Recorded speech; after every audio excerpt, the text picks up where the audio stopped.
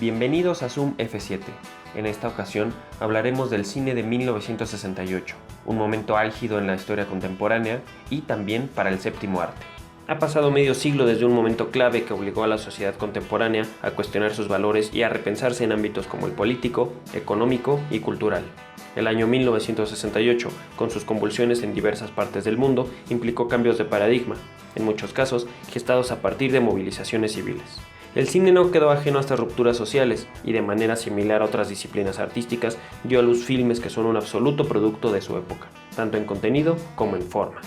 En este año convergen diferentes influencias que van a inundar con sus ideas al séptimo arte.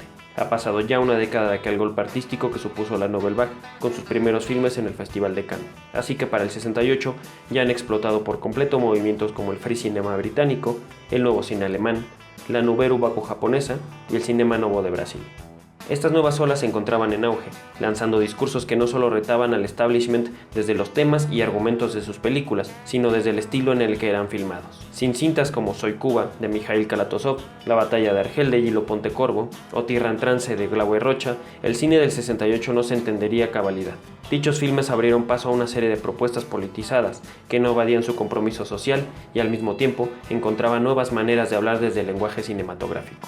En ese espectro están Memorias del Subdesarrollo de Tomás Gutiérrez Alea y Lucía de Humberto Solás, ambas películas cubanas que hoy son paradas obligadas en la historia del cine, pero que en su momento fueron también cuestionamientos a su historia y a su tiempo. Una desde el burgués anacrónico en plena Cuba revolucionaria, la otra desde tres mujeres fuertes que nos llevan a mirar y pensar las etapas colonial, capitalista y socialista. Este tono político no se queda en América Latina. En Europa, Miklos Jankso ya había hecho un año antes el filme antibélico Los Rojos y los Blancos, pero con Silencio y Llanto se vale de la agobiante Hungría que atravesaba la Primera Guerra Mundial para hablar del miedo y la persecución del presente. De la misma manera, Andrzej Wajda usa el contexto de la Edad Media en Gates to Paradise, donde cuestiona las incursiones ideológico-militares, en este caso las cruzadas. No obstante, quizá el argumento más contundente lo da Werner Herzog con su ópera prima.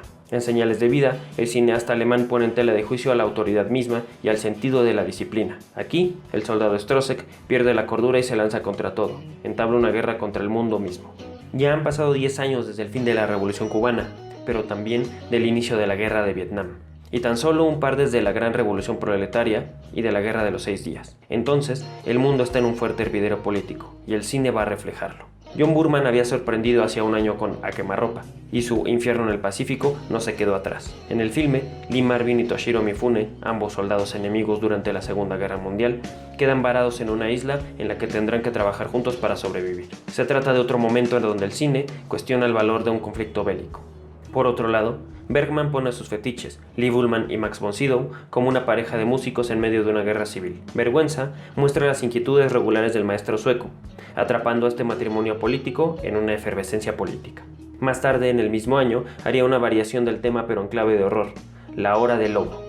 En 1967, aún estaba lejos la gran ofensiva del Tet, que marcaría el camino a la derrota para Estados Unidos en el sudeste asiático. En ese momento, el equipo de ensueño de las nuevas olas se dio a la tarea de realizar un filme capital, lejos de Vietnam.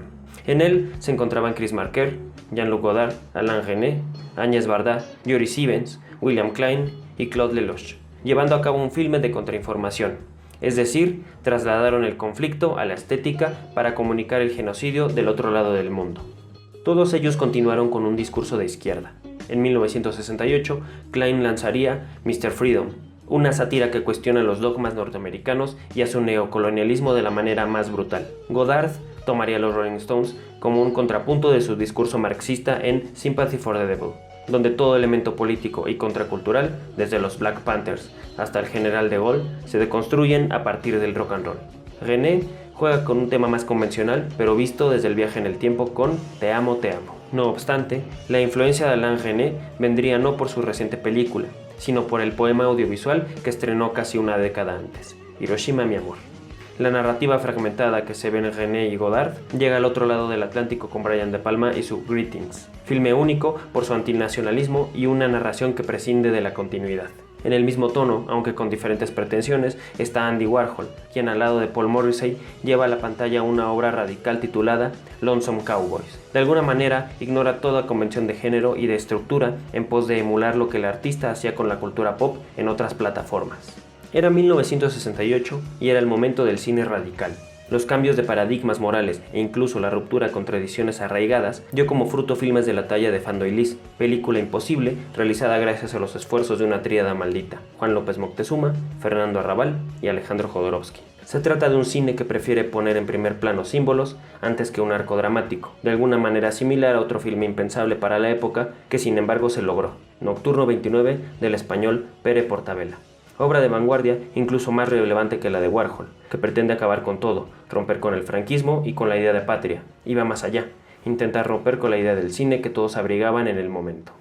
John Cassavetes había ya constituido en sí mismo una ruptura, tanto con formas fílmicas como con la moral estadounidense. En Faces, este realizador revuelve las butacas examinando de manera tan existencial como visceral a la clase media de Occidente, con sus neurosis sexuales y amorosas, llevando el uso del primer plano hasta sus últimas consecuencias. En La Tierra del Sol Naciente, el atrevimiento formal también llegó de la mano del espíritu de la época, ya que las protestas civiles no solo se quedaron en la Ciudad de México, Praga, París o Berlín, también resonaron, por ejemplo, en Tokio. Los maestros japoneses legaron cintas inigualables que siguen siendo vigentes. Por un lado, Nagisa Oshima toca temas tabú como la pena de muerte y la separación de Corea en su Koshikei. Shoei Imamura va a cuestionar las supersticiones y la tradición más elemental de su cultura en El deseo profundo de los dioses. Ishiro Honda continúa exorcizando la paranoia atómica y espacial con su desfile de monstruos en Kaiju Shoshingeki. Y Kaneto Shindo lanza al mundo El gato negro, un filme de horror que tiene como punto de partida el folclore y las leyendas niponas. Precisamente en el horror donde, históricamente, la humanidad ha filtrado sus angustias, sus neurosis y sobre todo las consecuencias de su ignorancia. El 68 es un periodo de bonanza para este género. Por un lado tenemos El bebé de Rosemary de Roman Polanski, que representa la crisis moral de los WASP, quienes creían en la estabilidad y prosperidad de la Norteamérica blanca, pero en el 68 todo es más turbio de lo que parece. Por otro lado está La noche de los muertos vivientes de George A. Romero, una fábula social con un héroe afroamericano, donde las situaciones límite muestran que el peor enemigo de la humanidad es el hombre mismo.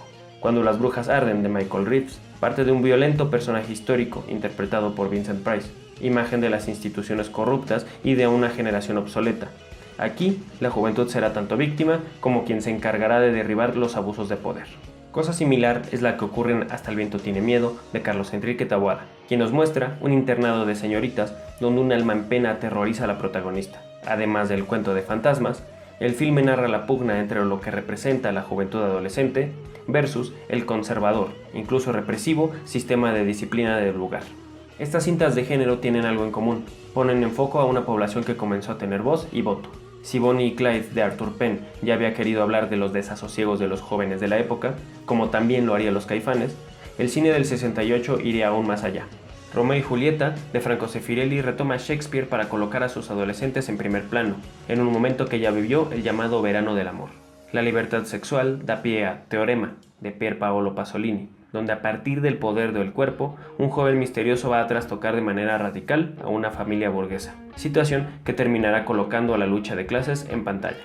En She Devils on Wheels, el padrino del gore, Herschel Gordon Lewis, logra un filme desenfadado que muestra todos los miedos del hombre blanco occidental, donde las protagonistas son una banda de chicas en motocicleta llamadas las Comehombres. Con la joven viuda de La novia vestida de negro, François Truffaut entra de lleno al cine pop y nos da una venganza que hasta la fecha es imposible de superar, ni siquiera por Tarantino en su Kill Bill. Pero es quizá a Besos robados aún más atrevida. El cineasta galo filma a una juventud que está en la antesala de convertirse en eso que siempre cuestionó. Igual que Truffaut, Jean-Luc Godard repite este año con una película provocadora, un filme como los otros. A este realizador no le bastó ocupar y cancelar el Festival de Cannes en mayo. Produce una película en la que consigue algo inaudito para las buenas costumbres, el diálogo entre obreros y estudiantes en medio de las álgidas protestas de París. Esto nos lleva a la película que sería precisamente la ganadora de la Palma de Oro un año más tarde. If, de Lindsay Anderson, es la gran oda al descontento y al espíritu contestatario de los estudiantes del mundo. En ella, Malcolm McDowell se ve a sí mismo como un otro, dentro del estricto colegio al que pertenece y lleva al extremo su ánimo libertario. En el mismo tono, los entonces alumnos de cine de la UNAM van filmando a la manera de guerrilla las manifestaciones estudiantiles y las ocupaciones militares en la Ciudad de México, así como el intento de acallar a un movimiento civil que desembocaría en una de las tragedias más terribles del siglo XX en el país, la matanza de Tlatelolco del 2 de octubre. La película se tituló justamente El Grito. Los movimientos pro derechos civiles también encontraron su camino en películas como Uptight, de Jules Dassin. El punto de partida será la muerte de Martin Luther King. Así, construirá una tragedia a la manera shakespeariana, donde la traición va a encontrar un lugar dentro de un movimiento de revolucionarios afroamericanos. En La gran aventura de Horus, Príncipe del Sol, el maestro Isao Takahata hace algo más que una emotiva película de animación. Representa una revuelta sindical en la Toei Animation a través de la unión que el héroe debe formar entre los pobladores protagonistas de la cinta. La fantasía no se queda únicamente en la animación. Llega filtrada también por la libertad sexual de la época en Barbarella, de Roger Vadim. Sin embargo, más géneros cinematográficos se dieron a la tarea de traducir a la pantalla grande los sueños, miedos y reflexiones de 1968. Blake Edwards sigue el camino trazado por el Playtime de Jacques Tati en La fiesta inolvidable, con el camaleónico Peter Sellers en el papel principal. En esta comedia se satirizan la tecnología y la lógica de las buenas costumbres occidentales. El western haría lo propio en El gran silencio de Sergio Corbucci con su pesimismo violento, o en la epopeya de Sergio Leone, Érase una vez en el oeste, en la que se intenta reproducir el presente desde la colonización e industrialización, con un cuento que desmitifica el código de forajidos a caballo y los deja únicamente entre sangre y dólares. Finalmente, la ciencia ficción daría a dos gigantes. Stanley Kubrick iría más allá de cualquier convención gubernamental en pos de la trascendencia cósmica. En su 2001 Odisea del Espacio, la Guerra Fría ya no tiene cabida, pero la psicodelia y los viajes astroespirituales están presentes en esta gesta tan lírica como antinarrativa. Mientras tanto, Franklin J. Schaffner, con Rod Serling detrás, va a dar una voz más clara al espíritu de la época desde un conflicto entre el dogma y la revolución, el planeta de los simios. En este filme de culto, el más nihilista de los hombres se convierte en un héroe libertador. Se trata, pues, de una clara alusión al convulso momento que lo produce. Entre diversos movimientos y cambios sociales, el séptimo arte en 1968 es, al igual que los personajes que lo gestaron, un parteaguas que hasta la fecha sigue influenciando tanto al arte como a la manera en que entendemos al mundo. Tanto así que la filmografía de aquel año, al igual que Charlton Heston al joven chimpancé, nos anima a seguir agitando la bandera del descontento. No olviden suscribirse, compartir y seguirnos en nuestras redes sociales. Hasta la próxima.